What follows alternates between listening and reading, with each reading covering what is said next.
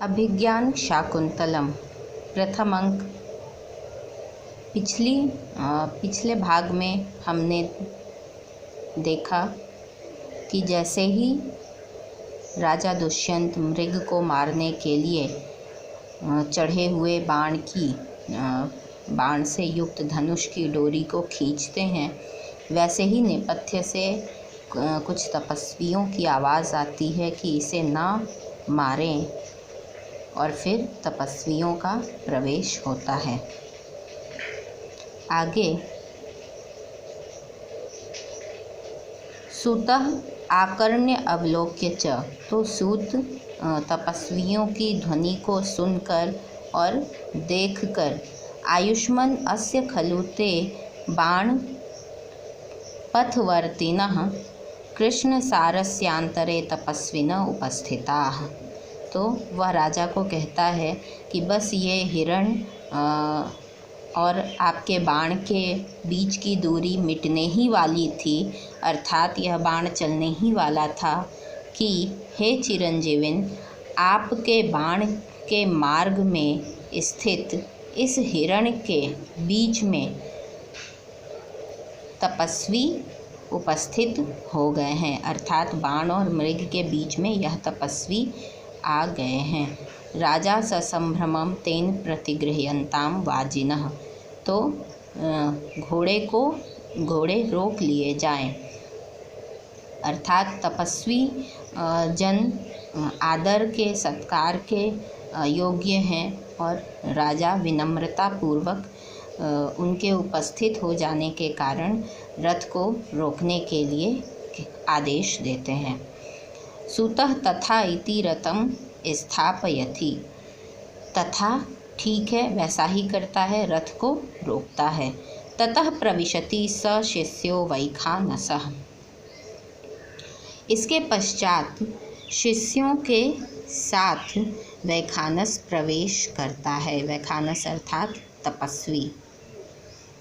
वैखानस हस्तम उद्यम्य, हाथ उठाकर, राजन आश्रम मृगोयम न हंतव्यो न हंतव्यः, तो वह राजा को कहता है, हे राजन, यह आश्रम का मृग है, यह मारने योग्य नहीं है, अर्थात इसे मत मारिए। न खलु बाण सन्निपात्यो अयमस्मिन् मृदुनि मृग शरीरे तूलराशा विवाग्निः क्व बत हरिणकानां जीवितं चातिलोलं क्व च निशित निपाता वज्रसाराः शरास्ते। तो वह तपस्वी कहता है, अन्वय, अस्मिन् मृदुनि मृग शरीरे, अस्मिन् इस मृदुनि कोमल मृग शरीरे अर्थात हरिण के शरीर पर, इस कोमल हरिण के शरीर पर तूल राशव अग्नि इव, तूल राशव रुई, जो सूत कपास होता है, कपास की राशव अर्थात राशि, ढेर, बहुत सारे कपासों का ढेर पर, अग्नि इव अग्नि के समान, अयम बाणः इस बाण को, न खलु सन्निपात्यः, न सन्निपात्य अर्थात नहीं छोड़िए। दो बार कहने का आशय है, जब हम अपनी किसी बात को आग्रह पूर्वक मनवाने के लिए बोलते हैं तो हम उसे दो बार बोलते हैं, दोहराते हैं। तो यहाँ वह आग्रह कर रहा है राजा से और कह रहा है कि इस मृग के कोमल शरीर पर, मृग का शरीर अत्यंत कोमल है और उस पर आप अपना यह कठोर बाण मत चलाइए। उसकी वह उपमा किससे देते हैं, तूल राशव अग्नि इव, जैसे कपास के ढेर पर, रुई के ढेर पर अग्नि के समान। रुई का ढेर अत्यंत कोमल होता है और उस पर यदि अग्नि छोड़ दी जाए तो वह तुरंत ही नष्ट हो जाता है, जलकर राख हो जाता है, समय नहीं लगता। तो तो उसी प्रकार वह तपस्वी कह रहा है कि यदि यह बाण इस मृग के कोमल शरीर को लग गया तो लगते ही इसके प्राण नष्ट हो जाएंगे, इसलिए ऐसा मत करें। बत हरिणका नाम अतिलोलम जीवितम। बत हाय हरिणका नाम हिरणों का अतिलोलम अत्यंत चंचल जीवितम जीवन क्व च कहाँ। तो हाय हरिणों का अत्यंत चंचल जीवन कहाँ। चंचल अर्थात वे बहुत ही कोमल और निश्चल प्राणी होते हैं और जंगलों में छलांगे मारते घूमते फिरते चरते हैं। तो ऐसे उन चंचल हरिणों का जीवन कहाँ, अर्थात कोई भी पहले जब भी शिकार होता था तो शिकार के लिए जो सबसे आसान शिकार होते थे वे हिरण ही होते थे। हरिणों का शिकार अन्य जानवरों की अपेक्षा अधिक होता था, तो इसलिए वह इनके जीवन को चंचल कहते हैं। अभी है, अगले ही क्षण यदि कोई शिकारी का बाण लग गया तो जीवन नहीं है। तो हाय इन हरिणों का अत्यंत चंचल जीवन कहाँ। और निशित निपाताः वज्रसाराः ते शराः क्वच।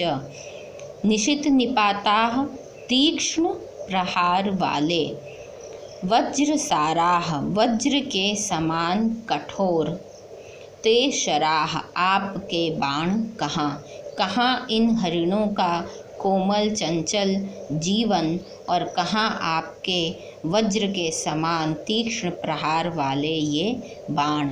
दोनों बिल्कुल ही विपरीत वस्तु हैं, इन्हें आपस में संयोग न कराएं, अर्थात इस कोमल शरीर पर अपने वज्र समान कठोर बाण मत चलाएं।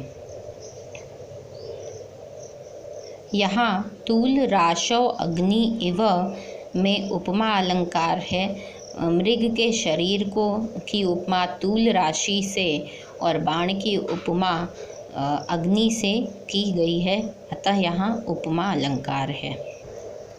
तत् साधुकृत संधानम प्रतिसंहरसायकम आर्तत्राणाय वह शस्त्रम न प्रहर्तुम अनागसी।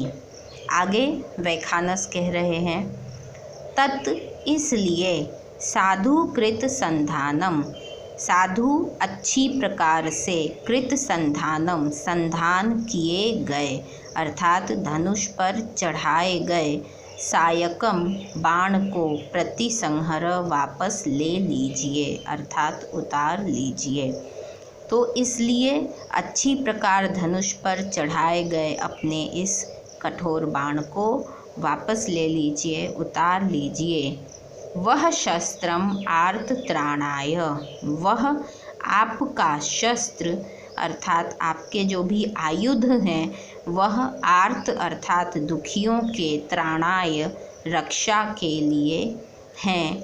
अनागसी प्रहर्तुम न, अनागसी अर्थात निरपराध पर, प्रहर्तुम प्रहार करने के लिए नहीं है। तो इसलिए आप अपने बाण को उतार लीजिए, वापस कर लीजिए। आपके शस्त्र दुखियों की रक्षा के लिए हैं, न कि निरपराध पर प्रहार करने के लिए। तो यहाँ चूँकि दुष्यंत एक राजा है, वह कोई बहेलिया या शिकारी नहीं है, वह एक राजा है। राजा का शस्त्र अपनी प्रजा की रक्षा के लिए होना चाहिए, दुखियों की रक्षा के लिए होना चाहिए, ना कि मनोरंजन के लिए, किसी निरपराध पर प्रहार करने के लिए। तो यहाँ वह एक राजा को उनका कर्तव्य याद दिला रहे हैं कि आपका बल, आपकी शक्ति, आपके शस्त्र रक्षा करने के लिए हैं और प्रजा में केवल मनुष्य नहीं आते हैं, राजा के लिए उनके राज्य में जो कोई भी जीवित है, चाहे वह पशु हो, पक्षी हो, कोई भी प्राणी, वे सभी एक राजा की प्रजा होते हैं और उनकी रक्षा करना राजा का परम कर्तव्य होना चाहिए, न कि उन पर प्रहार करना। राजा एष प्रतिसंहृतः इति यथोक्तं करोति। तो यह प्रतिसंहृतः उतार लिया गया है, वापस ले लिया गया है, अर्थात बाण धनुष पर से वापस लिया गया। इति ऐसा कहकर यथोक्तम करोति, जैसा कहा उन्होंने वैसा ही करते हैं, अर्थात बाण धनुष से उतार लेते हैं। वैखानसः सदृशमेतत् पुरुवंश प्रदीपस्य भवतः। पुरुवंश के प्रदीप अर्थात प्रशस्त दीपक आपके लिए ऐसा करना सदृशम अर्थात उचित ही है, क्योंकि आप एक पुरुवंशी राजा हैं। पुरुवंश एक महान वंश हुआ, प्रसिद्ध वंश हुआ। यह एक चंद्रवंश था।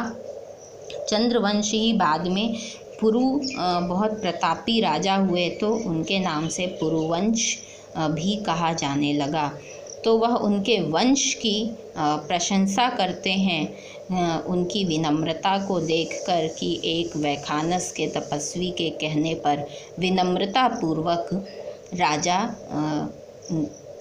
उनके कथनानुसार बाण को उतार लेते हैं।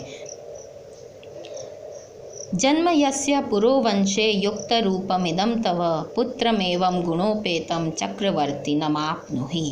तो वंश की प्रशंसा करते ही हैं, साथ ही उन्हें आशीर्वाद भी देते हैं, और आशीर्वाद भी ऐसा जो राजा के लिए सर्वथा उचित है। प्रत्येक राजा को ऐसा ही आशीर्वाद दिया जाता था।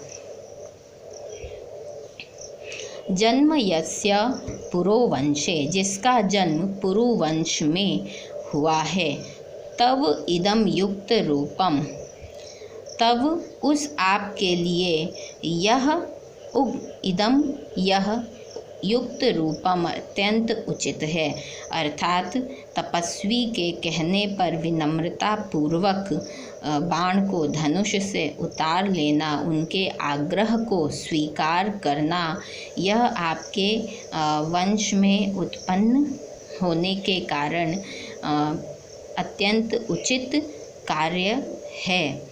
एवं गुणोपेतम, इसी प्रकार के गुणों से युक्त, अर्थात बलशाली, पराक्रमी और साथ ही शिष्टाचारी, विनम्र गुणों से युक्त चक्रवर्तिनम पुत्रम, चक्रवर्ती पुत्र को आप नुहि प्राप्त करें।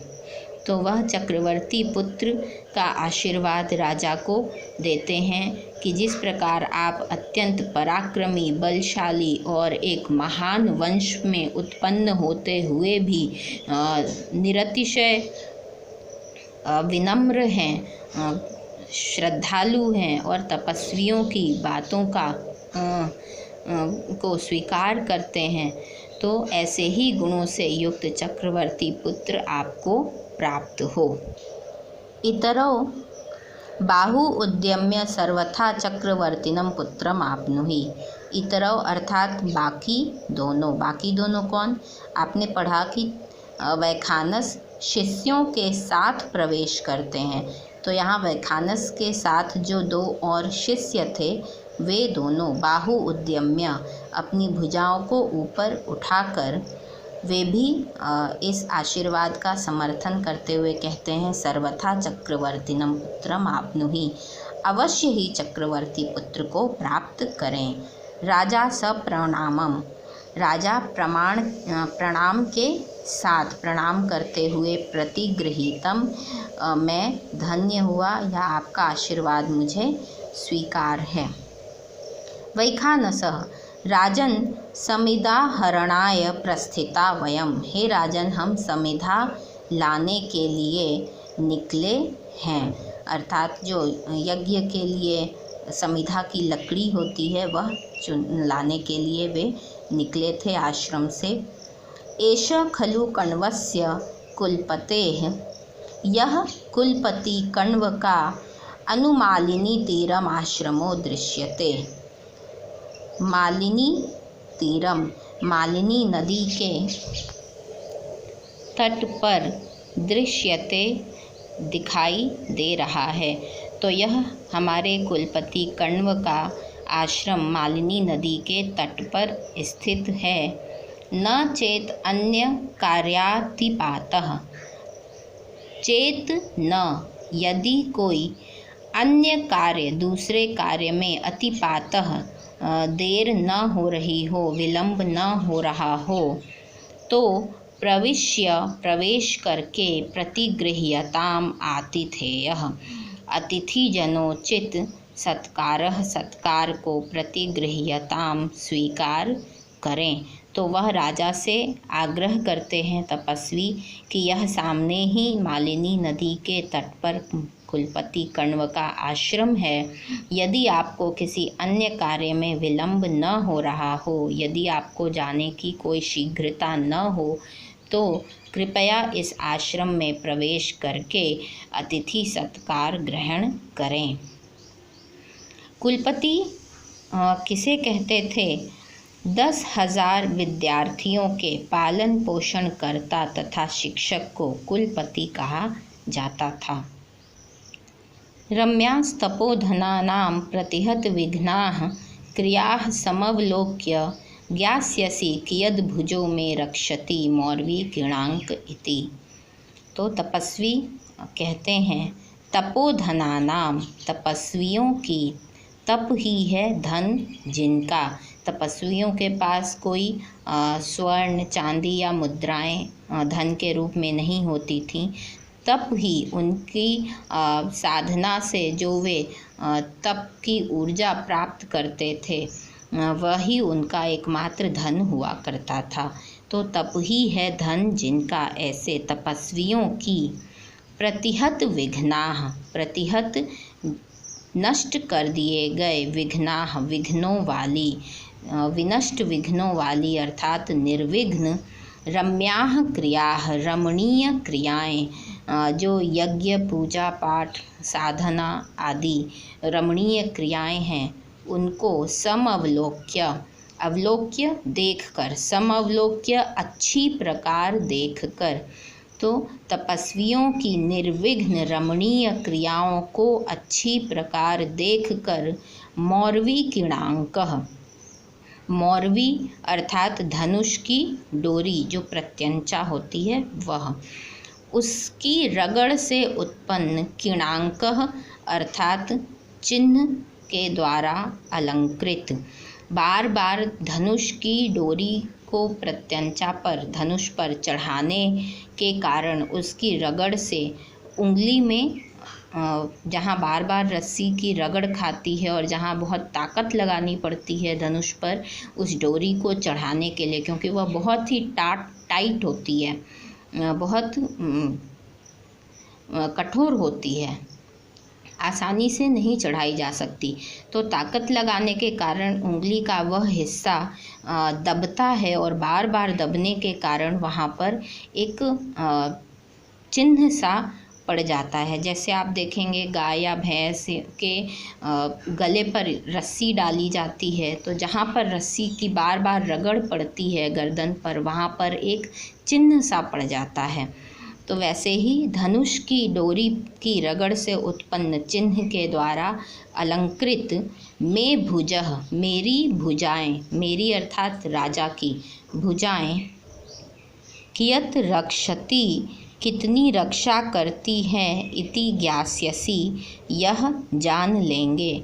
तो यहाँ तपस्वी कह रहे हैं कि जब आप आश्रम में प्रवेश करेंगे और तपस्वियों की निर्विघ्न रमणीय क्रियाओं को आप अच्छी प्रकार से देखेंगे, समीप से देखेंगे, तो धनुष की डोरी की रगड़ से जो आपकी भुजा पर चिन्ह उत्पन्न हो गया है, उस चिन्ह के द्वारा अलंकृत मेरी भुजाएं अर्थात आपकी भुजाएं कियत रक्षति, कितनी रक्षा करती हैं, मेरे प्रजा की कितनी रक्षा करती हैं, यह आप जान लेंगे। अपि सन्निहितो अत्र कुलपति, तो राजा पूछते हैं क्या यहाँ कुलपति उपस्थित हैं, अभी आश्रम में वह उपस्थित हैं। वैखानसः इदानीमेव दुहितरं शकुन्तलामतिथि सत्काराय नियुज्य दैवमस्याः प्रतिकूलं शमयितुं सोमतीर्थं गतः। इदानीमेव अभी ही अर्थात कुछ समय पूर्व ही दुहितरम शकुंतलाम दुहिता शकुंतला को, दुहिता अर्थात पुत्री, तो पुत्री शकुंतला को अतिथि सत्काराय नियुज्य अतिथि सत्कार के लिए नियुक्त करके, मेरी अनुपस्थिति में अतिथि सत्कार शकुंतला करेगी ऐसा अतिथि सत्कार के लिए नियुक्त करके, दैवमस्याः प्रतिकूलम अस्याः शकुंतलायाः इसके अर्थात शकुंतला के प्रतिकूलम दैवम प्रतिकूल भाग्य को, विपरीत भाग्य को शमयितुम शांत करने के लिए सोम तीर्थम गतः सोम तीर्थ को गए हैं। तो चूँकि वह महर्षि थे, उन्हें शायद भविष्य का अनुमान हो गया था कि उनकी पुत्री शकुंतला के लिए आने वाला समय, उसका भाग्य प्रतिकूल है, विपरीत परिस्थितियां लेकर आएगा, इसलिए उसकी शांति के लिए वे सोम तीर्थ गए हैं। क्योंकि पुत्री के प्रति उनका विशेष स्नेह था और वे पुत्री को दुखी नहीं देख सकते थे, तो उसकी शांति के लिए वे प्रयास करने के लिए सोम तीर्थ गए हुए हैं। राजा भवतु तामेव द्रक्ष्यामि, अच्छा तो ताम एव उसको ही द्रक्ष्यामि दर्शन करूँगा, अर्थात यदि कुलपति नहीं है तो उनकी पुत्री का ही दर्शन कर लूँगा। सा खलु विदित भक्तिम, वह निश्चय ही, खलु निश्चय ही, विदित भक्तिम मेरी भक्ति को जानकर, माम मुझको महर्षेः कथयिष्यति महर्षि से कहेगी। जब ऋषि लौटेंगे तो वह मेरी उनके प्रति भक्ति को उनसे कहेंगी। वैखानसः साधयामस्तावत् इति स शिष्यो निष्क्रांतः, अच्छा हम जाते हैं ऐसा कहकर वे शिष्यों के साथ निकल जाते हैं। राजा सूत नोदयाश्वान पुण्याश्रम दर्शनेन तावदात्मानं पुनीमहे, तो राजा सारथी को आदेश देते हैं नोदयाश्वान, अश्वों को हाको अर्थात उन्हें रथ को आगे बढ़ाओ, पुण्य आश्रम दर्शनेन पुण्य आश्रम के दर्शन से, तावद आत्मानं पुनीमहे तो हम स्वयं को भी पवित्र करें, तो हम उस पवित्र आश्रम के दर्शन के लिए चलें।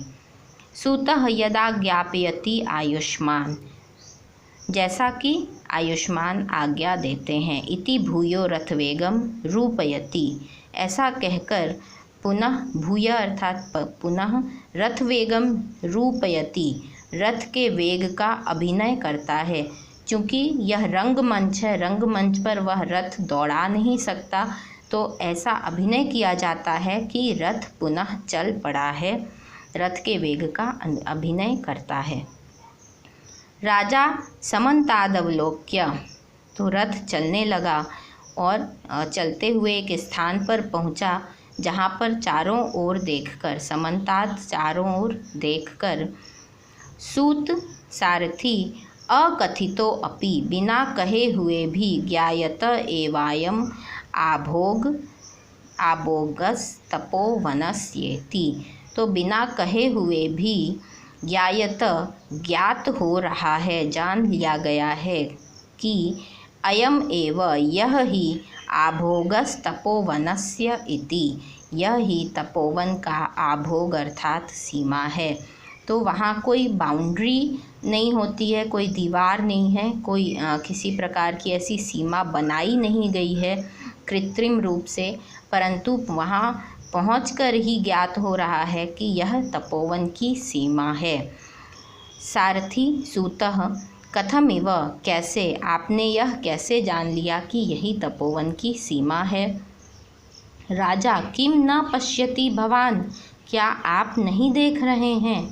इह ही, क्योंकि यहाँ पर, ही अर्थात क्योंकि, इह अर्थात यहाँ, निवाराः शुकगर्भकोटरमुखभ्रष्टास्तरुणामधः प्रस्निग्धाः क्वचिदिङ्गुदीफलभिदः सूच्यन्त एवोपलाः विश्वासोपगमादभिन्नगतयः शब्दं सहन्ते मृगास्तोयाधारपथाश्च वल्कलशिखा निष्यन्दरेखाङ्किताः।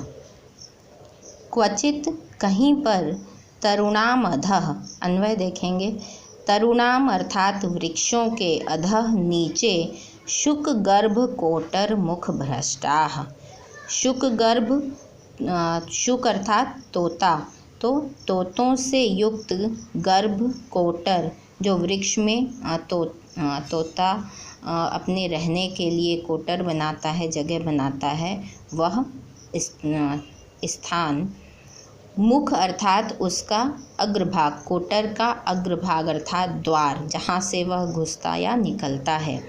भ्रष्टाह गिरे हुए, तो तोतों से युक्त कोटरों के अग्रभाग मुख द्वार से भ्रष्टाह गिरे हुए, निवाराह निवार, दृश्यन्ते दिख रहे हैं।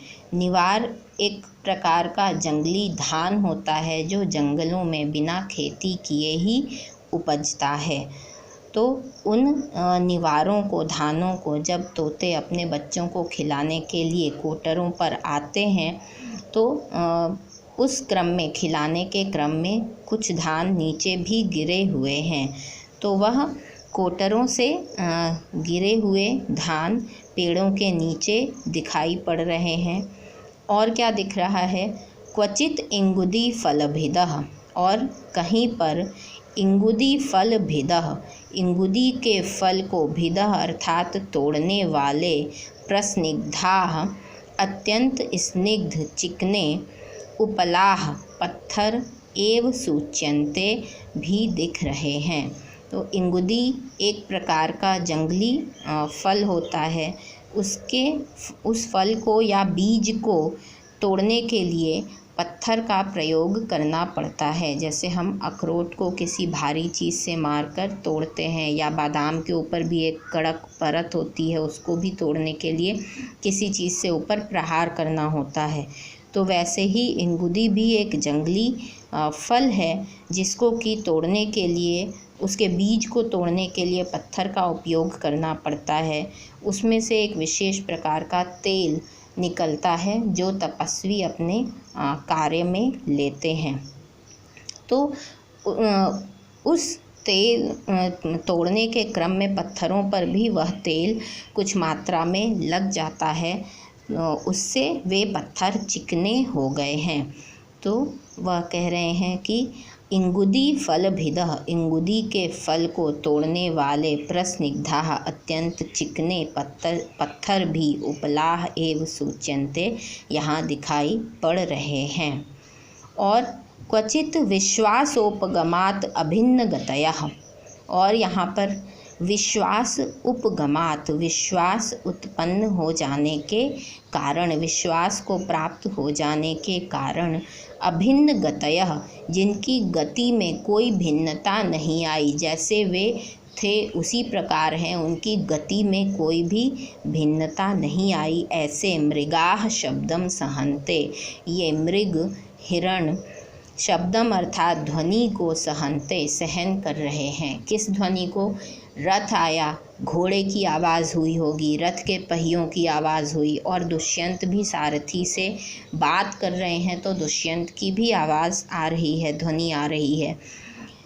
किंतु चूँकि मृग आश्रम में ही रहते हैं और वहाँ मनुष्यों के साथ रहते रहते उनमें एक विश्वास उत्पन्न हो गया है मनुष्यों के प्रति और उस स्थान के प्रति कि उस स्थान में वे पूर्णतः सुरक्षित हैं। अतएव इन ध्वनियों से भी, अश्व, रथ, राजा, इन सभी की ध्वनि से भी उनमें किसी प्रकार का भय उत्पन्न नहीं हो रहा है, जिस कारण वे कोई तीव्र गति से भाग नहीं रहे हैं। अभिन्न गतयः जिनकी गति में कोई भिन्नता नहीं आई, क्योंकि वे वहाँ निश्चिंतता से उपस्थित हैं, निर्भय होकर उपस्थित हैं। विश्वास उत्पन्न हो जाने के कारण वे अन्य ध्वनियों को अपरिचित ध्वनियों को भी सहन कर रहे हैं, अर्थात उनसे भयभीत नहीं हो रहे हैं। क्वचित च तोयाधार पथाः, तोय अर्थात जल, आधार पथाः तो जल, तोय आधार अर्थात जलाशय के, पथाः जो मार्ग हैं, जलाशय का जो मार्ग है वह वल्कल शिखा निस्यन्द रेखांकिताः, वल्कल वस्त्रों की शिखा अर्थात अग्रभाग से टपकते हुए पानी की बूंदों से, जल की बूंदों से, रेखांकिताः एक रेखा सी उत्पन्न कर रहा है, एक रेखा अंकित कर रहा है। अर्थात जो भी आश्रम के तपस्वी गण हैं वे स्नान आदि क्रियाओं के लिए जलाशय आते जाते होंगे, तो एक ही मार्ग से आने जाने के कारण जलाशय और आश्रम के बीच में उस मार्ग, वह एक मार्ग सा बन गया है। जब हम एक ही दिशा से, एक ही रास्ते से बार बार आते जाते हैं तो धीरे धीरे वहाँ की जो भी छोटे पौधे या घास होते हैं वे धीरे धीरे मुरझा जाते हैं और पुनः उगना बंद हो जाता है, जिससे कि धीरे धीरे वहाँ एक मिट्टी का मार्ग सा दिखने लगता है। और उन मार्गों के दोनों ओर वृक्ष रहे होंगे। स्नान आदि क्रिया के बाद लौटते समय जब तपस्वी जन अपने वल्कल वस्त्रों को सूखने के लिए वृक्षों की डालियों पर डालते हैं, चूँकि वल्कल वस्त्र जो होते हैं वह पेड़ की छाल से बनाए जाते हैं, तो वह पूरी तरह से निचोड़े नहीं जा सकते हैं। तो सूखने के लिए जब उन्हें पेड़ की शाखाओं पर डाला जाता होगा, नीचे की ओर अग्रभाग से पानी की बूंदें टपकती रहती होंगी। उन पानी की बूंदों के टपकने से एक रेखा सी अंकित हो गई है। तो वह राजा बता रहे हैं सारथी को कि यहाँ पर जलाशय के रास्ते में वल्कल वस्त्र के अग्रभाग से टपके हुए जल की बूंदों के कारण रेखा सी अंकित दिख रही है। तो इन सभी दृश्यों को देखकर वे सहज ही अनुमान लगा लेते हैं कि यह आश्रम की सीमा रेखा है।